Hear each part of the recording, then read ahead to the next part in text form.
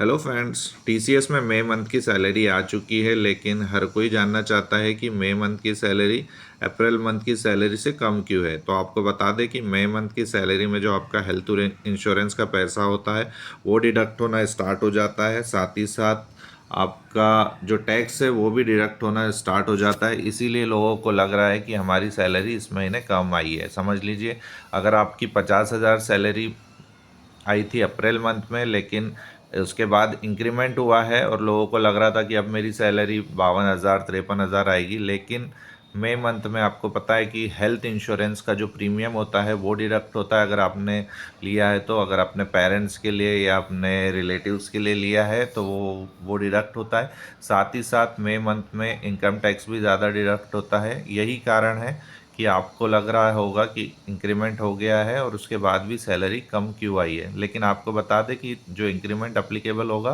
वो June month यानी कि नेक्स्ट मंथ की सैलरी से इम्प्लीमेंट होने वाला है और अप्लाई होने वाला है।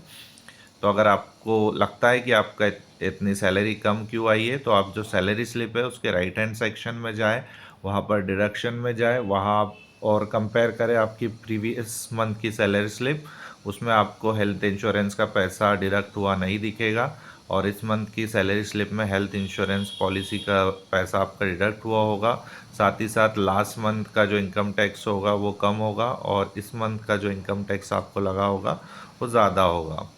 तो यही क्वेरी थी, कुछ लोग जानना चाहते थे कि ऐसा क्यों हुआ है कि मेरी मई मंथ की सैलरी स्लिप, जो सैलरी में पैसा कम आया है, मेरा जो सैलरी है वो कम आया है और लास्ट मंथ मेरा सैलरी ज़्यादा आया था।